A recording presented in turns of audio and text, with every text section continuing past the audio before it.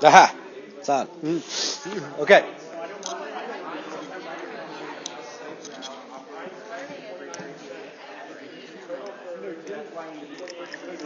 All right, folks.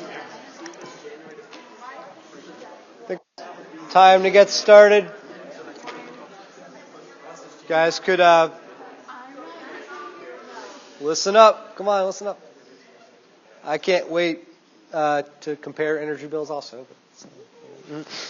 We're not going to do a direct comparison. That's not part of the deal. But yeah, please, if you haven't yet, that's part of some lab work we want to do this week, the energy bill. So please try to do that. Right now, today, I'm going to talk through mostly this here, right? Differences, different applications of these different renewable sources of energy. Okay? It's very much a kind of a big picture overview. We'll get into some detail tomorrow or Wednesday for you guys about how solar panels work and things like that, about electrical currents. So, that's not for today. Today is just about applications and kind of big picture, the energy future, as it's called in your textbooks. So that's what we'll do. This picture here, this is off the coast of Rhode Island. Those are wind turbines. It is the one and only offshore wind farm that we have in the United States. Offshore meaning off the coast in the ocean. This is a new thing for us. Wind power's been around a long time, and in many parts of Europe, for example, along the northern edge of the continent, offshore wind has been a big part of their energy production for quite a while. Not so much here. I'm going to talk for a minute about that. I'm not going to get way into policy and stuff, but I will talk about it a bit. But it's part of, as we look forward to the future, it's a piece of the puzzle. And that's how we need to be thinking about this. It's a puzzle. Okay? It's not going to be any one thing, any given place. Okay? When I say, I'm talking about renewable energy, right? Energy in the future, we're not going to get it all from one place. It's going to be a diverse set of sources, and those sources will vary based on where you are and what makes sense for that place. Okay? So basically, kind of approaching, we got to have our minds. Okay? We're not looking for any one silver bullet here. It's going to be a variety of solutions to together meet the energy demand of this growing population that we have. Okay. So let's see here. Excuse me. So we need to be thinking in terms of efficiency, and if that's so, the reason for that. Let me start over. The reason that it's not going to be any one thing is because these renewable technologies, the way they are now, anyway, there isn't any really one of them that's going to be able to keep up with peak demand. Peak demand refers to that time of day or that time of year when energy demand is highest. Okay? We're not there yet. And even in places that have investment in solar or wind farms and such, they're still being supplemented by natural gas, for example, or by coal. Because when demand is highest, these other renewable, more sustainable options have not yet demonstrated the ability to keep up with peak demand. So how do we do that? We're smart about design. Okay? And that's, something, in some cases, we might be talking about undoing some things from the past. In other cases, we might be thinking about new development in the future. Whatever the case, we can, if we build smarter, then we can reduce our need for electricity. We can lower the demand, for example. In terms of conservation and efficiency, again, it's about increasing the supply in those cases, right? Conserve now, then we have more for later, okay, for example.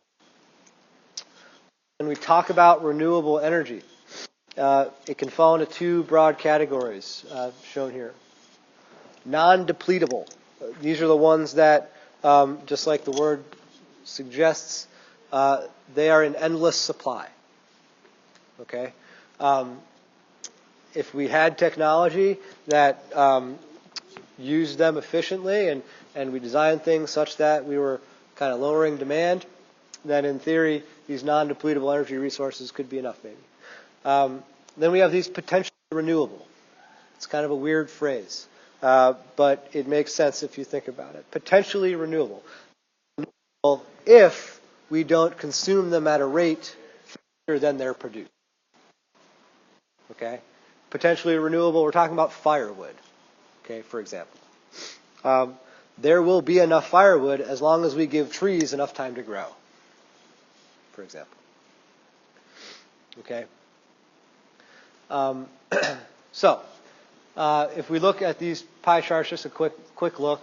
The top one, this is global, okay? And the bottom is for the United States. Globally, renewables have a bigger slice of the pie. Almost twice as much, which is a lot more. If you look at what those renewables are, you'll notice that a lot of them are combustible renewables, things we burn. Okay? And we're talking about firewood there. We're talking about charcoal, which is made out of wood, or other stuff, I should say, bones, but, or things like manure, even. Okay? In many parts of the world, those are still the primary energy source for heating your home, heating your water. Okay? Hydroelectric, solar, wind, geothermal make up that other, what is that, a quarter, give or take. In the United States, we have a smaller slice of the pie overall, but you can see that how our breakdown of the renewables is a little bit different. Okay? The biomass piece is much smaller. And the biomass, it's also different. Here we're talking about ethanol, we're talking about biodiesel, things like that. Not so much firewood. And you can see hydroelectric has a much bigger slice of the pie, twice as much as up there. That's been a very reliable, long-standing source of renewable energy for us. But we're kind of maxed out on hydroelectric. Right? It's got to be something else also, like I've been saying. We have wind. A pretty big slice of the pie. It's solar, wind, and geothermal all lumped into that 8% right there. Wind's a full 15%. Here, that's a good thing.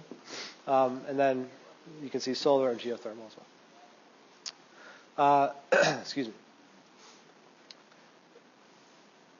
So, looking to the future. This, I want to explain this too, actually. These are this is from Sweden, excuse me. And these buildings are a good example of sustainable design. They're blue like that. Those are solar panels. Right? The actual building material is a solar panel to generate electricity. It's these kinds of things that, combined with wind energy being harnessed, for example, offshore, and maximizing geothermal where we can. It's that kind of design, that kind of planning that's going to get us to a point where we can meet peak demand with these renewable sources. Okay, and I would argue that that's pretty attractive looking as well. Really cool things happening in this field. Materials science is a big thing these days. A lot of people putting a lot of money and resources into developing new technologies to store energy, store electricity, for example, electrical energy generated by solar or by wind. That's one of the biggest things holding us back right now. We don't have a way to store it. If the sun's not shining, it's not like we can, flip on our lights and use the energy we stored from yesterday when it was shining. That's not how it works. Okay, we haven't been able to do that efficiently or effectively. Excuse me. So yeah, just a lot of research, a lot of investment, like I was saying. Very cool stuff, very creative, interesting applications of science to this kind of more artistic avenue of design. Really, really cool stuff going on. So I would encourage you guys to learn more about it someday if you ever have the chance. Okay, I'm going to go through now, just one by one. We're going to go through some of the details, like I said, from kind of a big, zoomed out perspective. We're thinking about different applications and when and where these things are appropriate. So, biomass. Biomass refers to living tissues. We're burning things, in this case. Okay, we are burning things that were once alive. Plant tissue or animal waste, for the most part. Um, I already said this, in many parts of the world, the developing world, that is, charcoal, manure, wood. These are the main sources of energy for these people that heat homes and water and cook with and so on. The downside is, so when I talk about potentially renewable, the demand for firewood and charcoal is so great in places like this where populations are growing and have been growing for some time, that we end up deforesting big chunks of land. And that has all kinds of negative outcomes for biodiversity, for nutrient cycling, soil erosion, and so on. And it gets to the point where it has to be kind of highly regulated. That's really contentious. This is their main source of energy. There are examples. This picture's from Tanzania in East Africa. There are examples right next to it where, for example, in national parks, you have this huge issue with people going in to harvest firewood, because that's where they've always harvested firewood. But they've decided to change this place. We want to make it an app. We're trying to bring in tourists, trying to get revenue. We're trying to want to make this land use decision, to benefit people, but at the same time, the people need those resources, and there's conflict that arises as a result of that.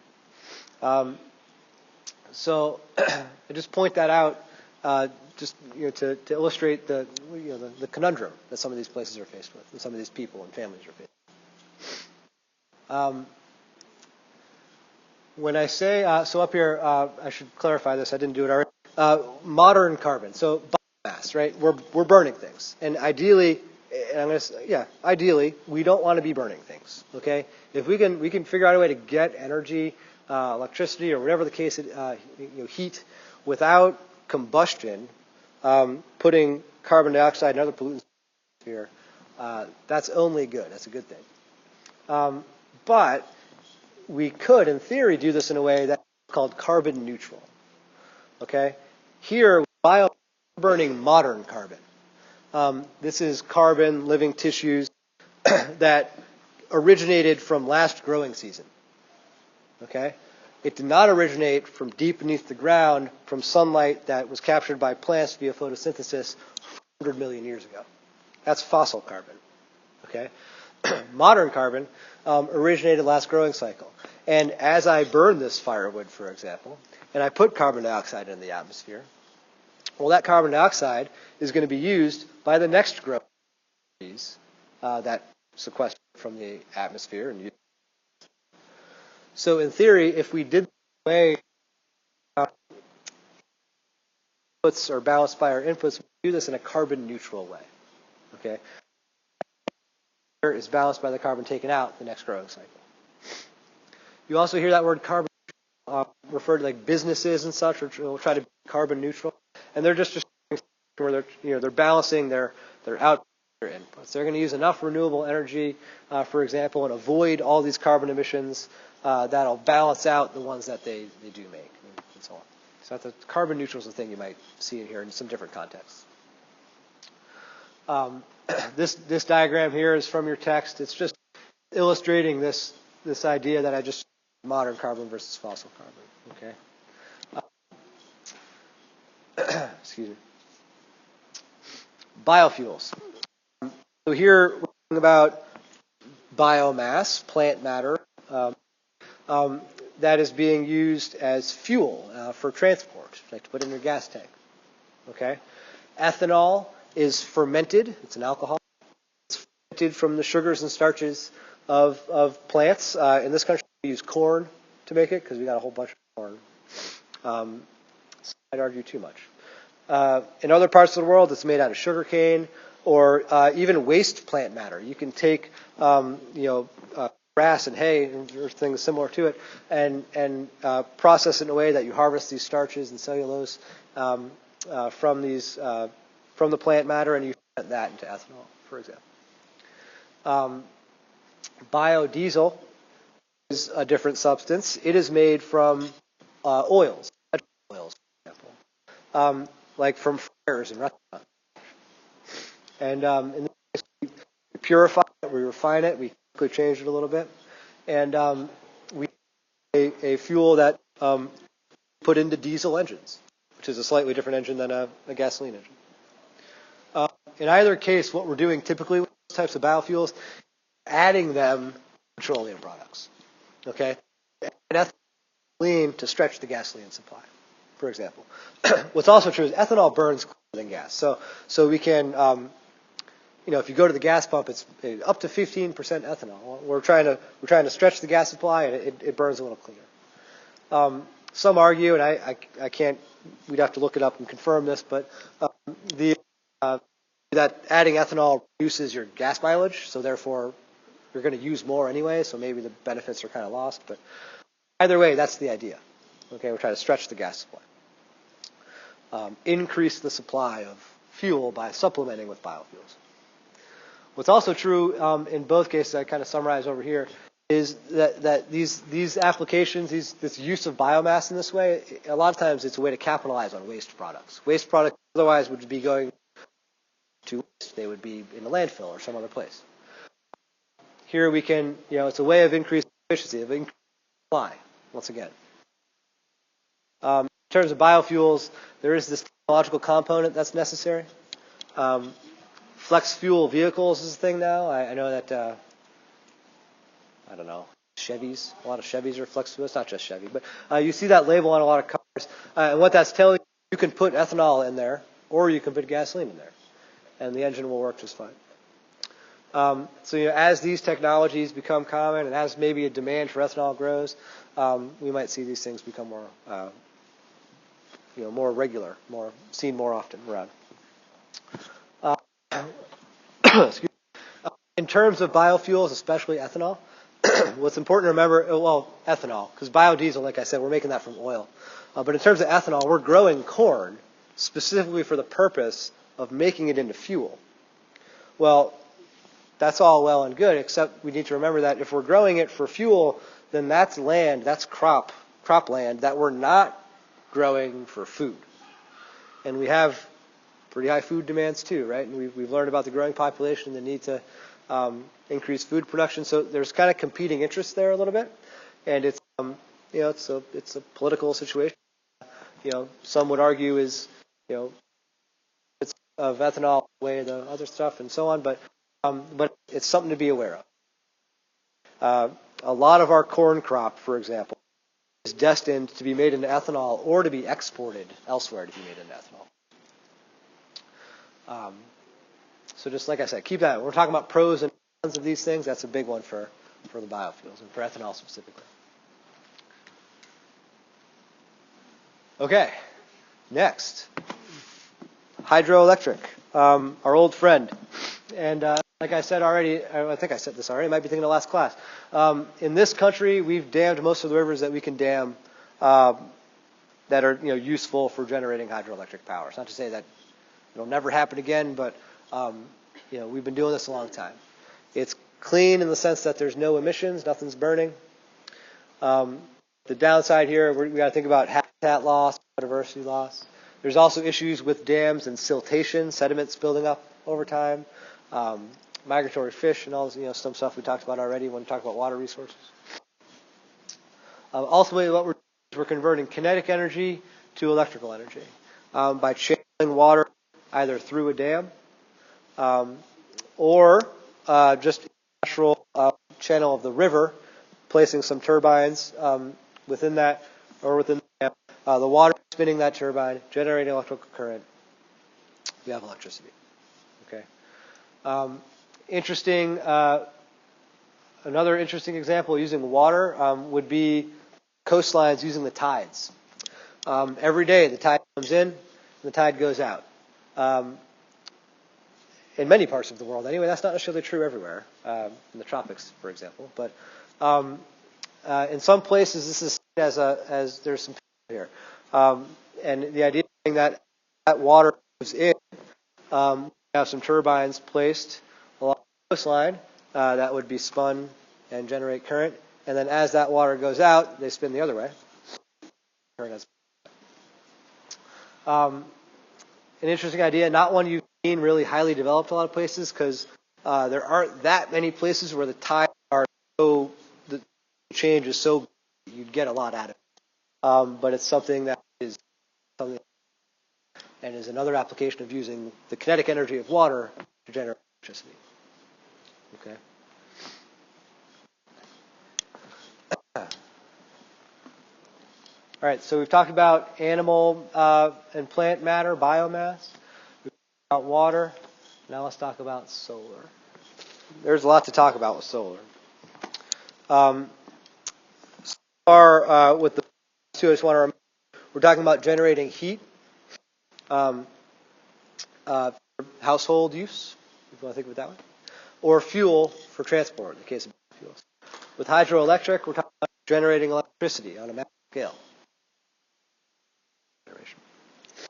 When it comes to solar, we have all kinds of layers of options.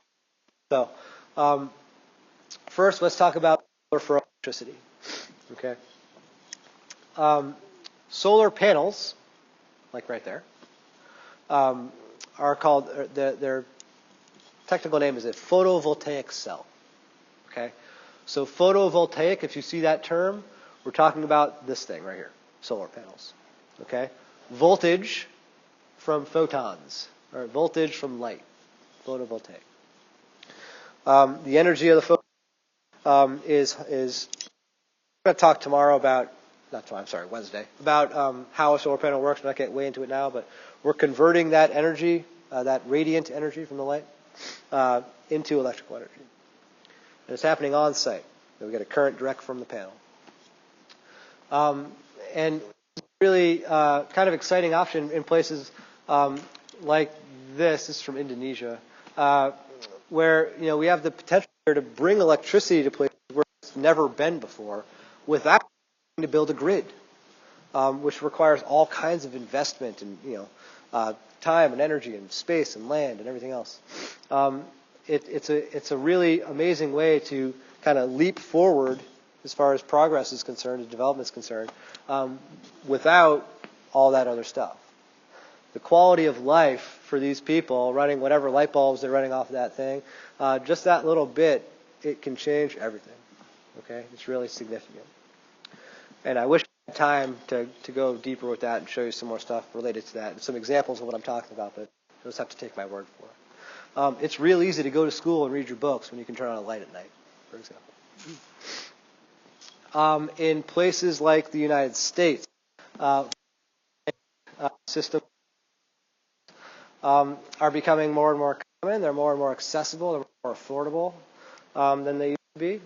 And in these cases, homeowners, business owners have an opportunity to not only get the electricity they need for their place of business or their home, but should they generate more from their panels than they use, they can actually sell it back to the grid and, in a sense, profit from it.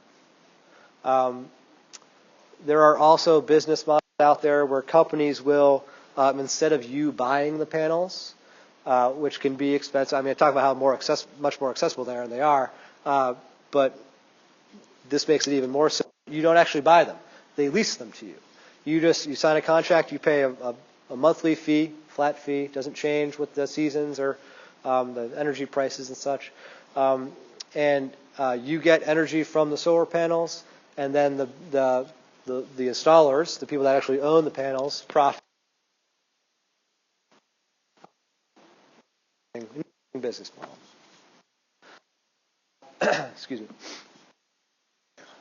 So, true is, and this happens in New York, or at least there's one example of it I know of happening in New York, where different owners of solar panels will actually connect their homes together and share electricity, and you can actually they'll actually set their own prices. It's a really interesting model. They're using apps through their phone and social media and stuff to buy and sell electricity between them, because they can. They're producers now. They have panels. That's not legal everywhere, but it's a thing that happens, and it's kind of an interesting idea. Also true. What is also true is solar panels themselves are changing. We're seeing technologies like these. These are tiles. These are manufactured by Tesla, but there's other examples out there. Shingles for roofs that you can put a nail through, for example. that are photovoltaic cells. All kinds of interesting things happening with building materials and electricity generation. Really cool stuff. Solar for electricity on like a local small scale level, right? Panels on houses and businesses. There's also excuse me, solar being used to generate electricity on a large scale, a commercial scale with power plants. And before I go there, I want to just mention the map up here.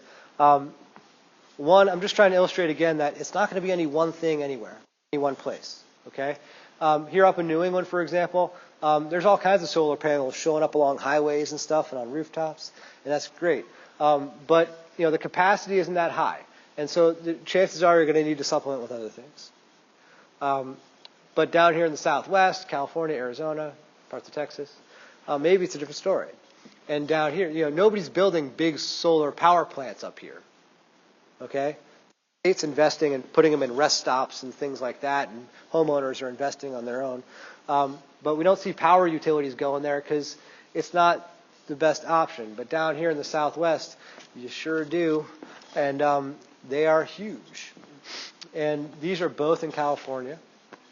Two different versions of a solar power plant. On the that's your right is a photovoltaic plant. Those are solar panels, just like we're on the roofs of those houses, lined up row upon row, connected to the grid, generating current. Okay, it's a photovoltaic solar plant. Imperial, California is right on the Mexican border. Excuse me. That mountain right there is actually in Mexico. So we're kind of looking south there. This is another example. This is farther north in the Mojave Desert near a place called Ivanpah. And this is called a solar thermal plant. And what's happening here is all of these panels you see on the ground are oriented, they're facing this tower, and they are redirecting the sunlight, reflecting it to that spot. Okay? And what's happening here in this tower is water is being pumped up in there. It's being heated, generating steam from that solar energy being concentrated on it. That steam is a turbine for generating. During times when it's not so sunny or the solar, for one reason or another, solar energy is down, they supplement with natural gas. Okay. Two different versions of large electrical production using solar energy. Okay. Excuse me. This is, for what it's worth, that's the biggest one of those in the world, like by a mile, by the way. The next biggest one's in Spain, but this one's relatively new. Interesting little conundrum here for environmentalists. For a long time, people in the Southwest, the people that were concerned about land use and biodiversity, were yelling and screaming about how solar energy, like, why aren't we using more solar? What's going on? Why aren't we investing in this? Now we're faced with this land use choice. Well, that's a lot of desert that just got chewed up by the solar plant. So, it's about values. What's more, like, what's being valued and why, and what decisions are we making? Power utilities are the advantage of producing solar. There's a demand for it, so they invested in it. And now we have, that's the choice we made. Okay. So it's an interesting, now the environmentalists are arguing with other things, like, well, can we do it else? Can we do it another way? Can we put it on buildings? Can we put it on roadsides? Things like that. So it'd be interesting to see what happens. But it is more and more we're seeing things like that in parts of the country, like down there. Okay. Next, the last layer for solar. All of that we just talked about, generating electricity. Here, and we would refer to those technologies as active solar. Okay, active meaning that we're generating a current, right? We're taking light energy and we're doing work with it. Now, not to say we're not doing that here, but these are called passive systems. Passive in the sense that we are exposing, for example, our living space to sunlight in a certain way. that maximizes efficiency and kind of reduces our demand for energy to heat and cool. It's called passive design. Okay, during the winter when the sun's lower in the this home's been oriented such that the sun shines through the window. Get a nice little greenhouse effect going on in there. Stays nice and warm. I use less heat. I use materials that are going to hold on to that heat. All of this is conserving fuels that I otherwise would be burning by increasing the efficiency of my living space. During the summer, when the sun's higher in the sky, it doesn't come through that window. And you're not baking in there as that summer sun heats up your home. All right, so it's that kind of thinking, that kind of passive solar design that in concert with these other renewable types of energy can reduce demand for fossil fuels, increase supply of fossil fuels by us using less, and kind of all of that put together means we have a more sustainable system. Okay. Over here is an example of solar water heater. Okay, you pump water. There's a panel on your roof. You pump water through it. It's heated down to your tank here in your home. Your hot water, what would be your hot water heater, and that's your source of hot water. Excuse me. You're pumping water through. It's and it's just exposing it to the sun means it's now warm. I'm not burning anything to get it out. Passive solar water heater. Excuse me. Okay, so solar for electricity, and then we have these ideas of maximizing solar energy in different ways to boost efficiency and conserve resources. Wind. Wind's the most abundant. There it is. All right, the wind blows at night. That's a big deal because the sun does not shine at night. Okay, and that's shockingly simple, but really important to remember. Right, like which one's more abundant? Well, it's wind because it's always blowing. The wind's always blowing. And what we're seeing, this is a wind map of the United States. There's an animated version online. You can find it. It's really cool, actually. Current conditions. In the Great Plains here, especially Kansas and Nebraska, as well as up here in Minnesota, you see a lot of these types of things developing. Wind farms.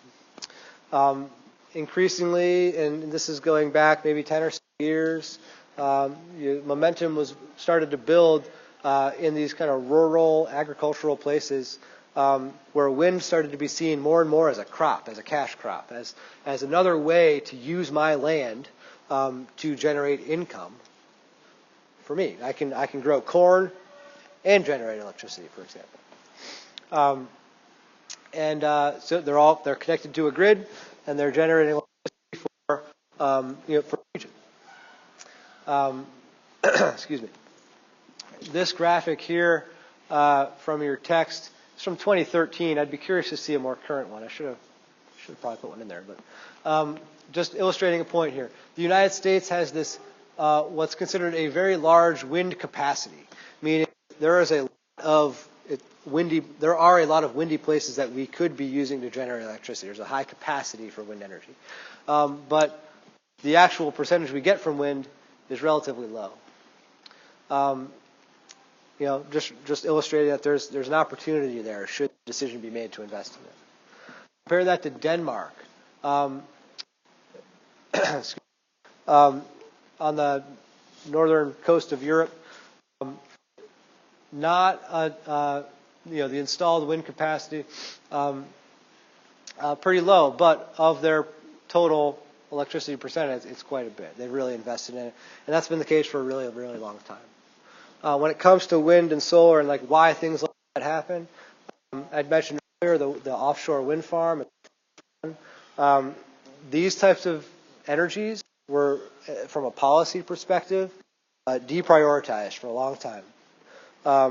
Our emphasis was, going back 15, maybe 20 years. We were really focused on clean coal and trying to use all this coal we have, but smartly and cleanly.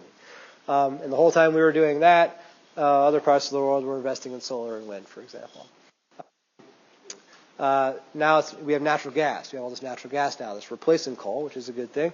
But again, it's kind of being prioritized. Not to say that these things are being deprioritized. That's not so much the case, but they're in direct competition with some really well-established fossil fuel energy sources and the politics behind it. So it'll be interesting to see where it goes in the future. But you do see more and more of it, each of these things. Okay. This is, just going to show you this real quick here. Kansas. This is 2014. And in 2014, the green triangles are operating wind farms. So you can see where they are. There's a few of them. As of 2014, the blue squares were under construction, and those red dots, the filled-in red dots, were proposed. And look at all the red, right? That's a lot of change in a pretty short period of time. It's a big, that landscape looks very different now than it did 10 years ago. And that's because priorities changed, values changed. And some of that has to do with policy, like I was just describing. That has to do with individuals making choices. But that's the direction we see a lot of places like this headed. In the Midwest, anyway. All right, last one. Actually, almost last one, but we'll go. There's one after this, but it's unique. You'll see. Geothermal. This is cool. And so, two applications here when you think about geothermal energy. The first one, we're talking about heating and cooling your home. Turns out that underground, by underground, pretty deep underground, 30 or so feet, temperature stays relatively consistent. Doesn't really change with the seasons. So what that means is, during the summer, for example, when it's really hot up here, down there, it's cooler than it is up on the surface. So if I take this hot air and pump it down below, it will lose its heat to the ground and where it's cooler. And then I can bring back that cool air, and I'm cooling my home now. Simply by taking advantage of that temperature difference. I'm giving my hot air somewhere to go and lose its heat, and then it can come back. In the winter, when it's up here, down there it's comparatively warm. We do the same thing, but I take my cold from up here, I put it down into the ground, gain some heat, being down there in that warmer environment, and it comes back and it heats my home. It's beautifully, it's so elegant, right? It's just moving it from here to there, and it comes back colder, or it comes back warmer. Okay. So, and there is, you could read the description here. There is a liquid in these tubes that's being used to carry the heat, right? I say the air, I misspoke a little bit there. But the idea is still, we're giving the heat somewhere to go and lose its heat, or we're giving the cold air somewhere to go and gain some heat and come back. This map here is showing you the average ground temperature in different parts of the country. Here we are, right smack in the middle. Again, a line is dividing us right across the side, the center. But for example, up here in the blue, where it says 42 degrees, underground is about. When it's 25 below, the wind chill is 100 below in Minnesota, like it was last week. We have some place we can, 42 feels pretty good. If you think of it in that context, right? Certainly in the summer when it's 98 degrees and humid, 42 feels pretty good. So, we have this opportunity there by just very passively, moving heat from one place to the next. Pretty cool stuff. Geothermal can also be applied. Geothermal energy can also be applied. So geothermal, by the way, geothermal. Geo, like earth, geology, rocks. Thermal, heat. So heat from the ground is what we're thinking about. Right? We can also apply it to generating electricity. In order for that to work, you need to be someplace like Iceland, which is right there, where there is some element of tectonic activity. Iceland right along the Mid-Atlantic Ridge. The Eurasian plate and the North American plate are splitting. That's back there in the background.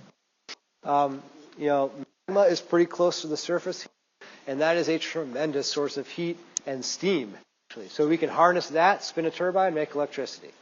No fuel needed. Just taking advantage of that difference in temperature and all that heat energy that's down below, giving it a place to go. Okay. In this country, opportunities for this kind of thing are mostly out west, in the Mountain West, where we see the Pacific plate and the North American plate are colliding out there. Right, geologically active place. A lot of volcanoes going up through here, the Pacific Northwest and California. All right, not applicable everywhere, but where it is, it's a pretty beautiful kind of clean solution to generate electricity on a large scale. Excuse me. So geothermal, two very different applications, but the same basic energy, right? Energy from the ground, from the earth. All right, last, real quick. This one is on here because it's cool stuff. It's in the book. It's kind of a what if for the future. But the idea of hydrogen fuel cells. First of all, fuel cell is not a battery. I don't want to get way into it right now, but it's different. What this represents is a chance to, for example, for transport, use hydrogen, one of the most abundant elements we have on Earth, as fuel. And the way we do that is we split hydrogen atoms. When you split an atom, it liberates electrons. That's your electrical current. So how do you do that? Well, you introduce hydrogen to this chemical mix that as it moves across, the atoms are split. What you're left with are water molecules. This card only emits water vapor. The oxygen is just simply from the air. It's a pretty amazing thing. The thing is, where do we get the hydrogen? You get the hydrogen from splitting water. It's called electrolysis. That takes electricity. So if I'm going to use my coal-fired power plant to split hydrogen, I'm really not getting any kind of net gain out of that. All right? But if I can get hydrogen from something clean, like that power plant in Iceland, for example, well, then we have something, right? We have a source of hydrogen that's clean and a clean fuel for transport. This is the kind of planning and design that we're talking about when we say, integrated approaches and sort of this mixed energy future. Okay. More tomorrow. What is it? Wednesday. Keep doing that. See you later.